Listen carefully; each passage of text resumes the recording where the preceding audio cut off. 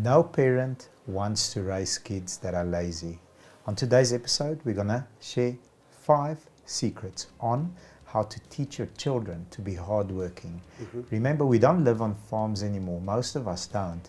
So there's no way of you telling the child, get up at 6, go and milk cows and run around behind chickens and make sure that they're active. Kids today watch and they duplicate their parents. So stick around and please make sure that you instill the right values and principles in your children so that one day nobody may or is allowed to call them lazy. Next to me, as always, the very hardworking and very, very good parents, Anne-Marie Meyer and Eddie Magana. Sure, thank you. Thank you. Let's give these people some value. Yeah.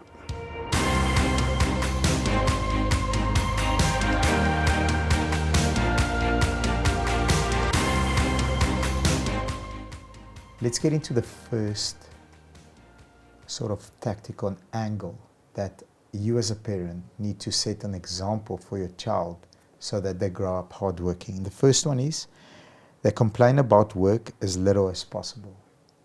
You don't complain about work when you get home. That's the bottom line. First of all, you take negativity into your house. Not only that, your children sense it. They listen. Yeah. And the moment you take that negative, already your spouse is involved. So you've got to either stop a block before the house, before you enter. You've got to calm down. You can't take that. You can't suddenly start complaining because the kids is going to remember that. Yeah. So not only are you creating a lazy child, because they think that's just the way to do it. Feeding them propaganda, that's normal. Yeah. It's normal for me one day when I get my first job or even whatever they do, it's easy. I can get home and I can complain about it. Don't do it. Don't allow anyone to do it. You've got to set that example. It's difficult. It's not always easy. Yeah. But that is where you as a parent need to take that one step back and say, I cannot allow this. You need to audit. Not on my family, not creating Yeah. unhealthy, negative environment for my child. Absolutely. Number 2, they let their kids struggle.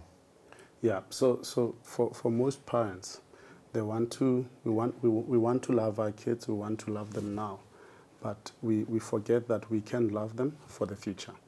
Yes. So the reason why they get projects from school is to prepare them for the future. Most parents feel not allowing your kids to face challenges, to face struggles, is love. It might be love for today, for that moment, but what are you building? You're not going to be there forever. You need to remember that that's an opportunity to learn. And by always getting your hands there, you're just making sure that they just depend on you. And that means you just have to find a way to live forever and be there when they are parents to someone else as well. So you need to make sure that they do have the opportunity to learn from each and every challenge. Watch them, give them that time, let them try as hard as possible. That's where growth comes from. And they're clever. Yeah, They know. They become even more Okay, clever. no, mommy's going to do it. So I must just sit Yeah, back and wait. yeah. And it's easy. And you create a little monster eventually. Unfortunately, Yeah. that's it. Because one day they're going to be quite good at just sitting back and expect from someone else at their office space to do it. And they will never excel. They will not understand the value by taking one more step. They Absolutely. will never understand it. Number 3, they never ever say, because I said so. So I think one of the things that I'm so super grateful for from my parents is, my parents taught me to process issues. So you have to decipher why things happen. So you almost have to see, into the future. You have to use future eyes. And how do you process issues? So I'm going to give you an example where there's 2 ways of doing a certain thing. You've got 3 children outside and it's about to start raining. You can tell them, kids, get inside the house now. But why? Because I said so. Okay. You will achieve your goal, but you're going to end up growing up robots. So because I said so, we have to go inside. Rather, kids, I think it's a good idea if we all move inside because I can see the rain is coming. Yeah. So before all your clothes are wet and everything needs to be packed up, and we potentially have a radio outside before the rain comes and causes damage.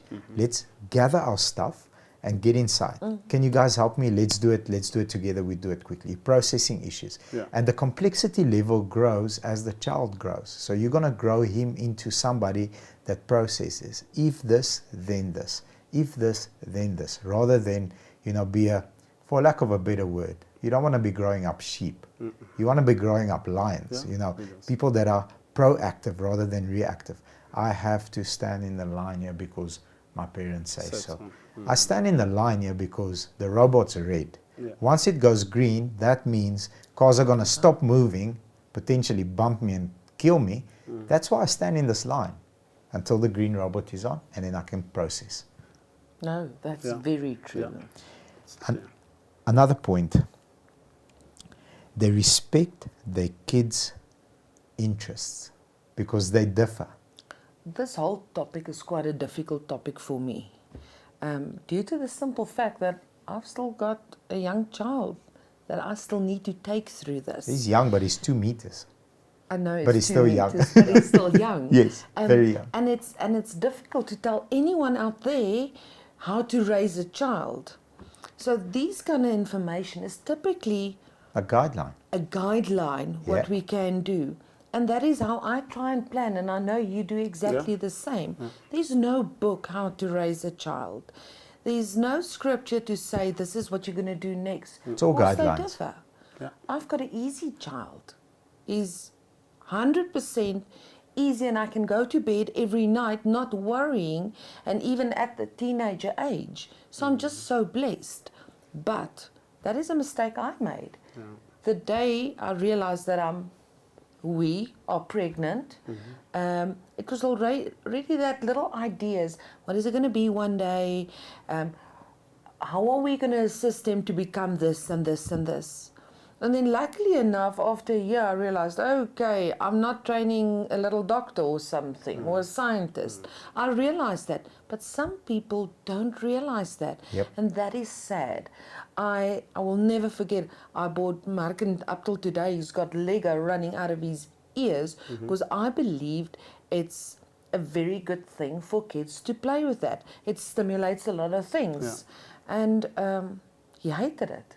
Just gave it one look. I sat there nights after night building Lego blocks, and he just refused. He doesn't like it. It's not his interest. No, it's not his interest. And so he learned me a couple of things in life, hard lessons, lessons that no parent wants to admit, to say, okay, I got this now. He wants to be outside. So please, that is the one thing that I know I can say. Don't decide up front. Let him breathe, or her. Yeah. Absolutely. Lastly, they understand that it's a process. Yeah. So from birth, in a perfect situation, life gives you, I can say, almost 18 years of helping grow a leader and a responsible adult.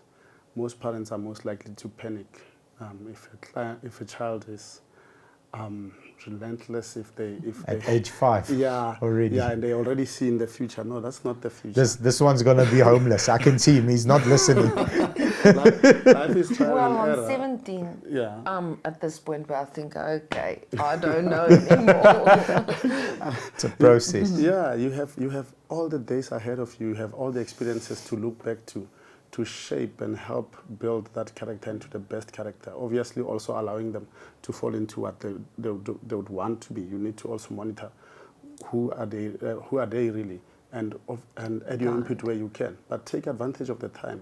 It doesn't mean that if it's going wrong today, that's who the person is going to be. They become a better person because they've made the mistakes before. Absolutely. And they go through stages. Yeah, they do. go through They stages. do. One moment you think, okay, this is the little genius. And then the next moment you think, okay, I I hope don't you know. can play rugby well. He's strong. It's difficult. And I'm questioning myself at this point in time.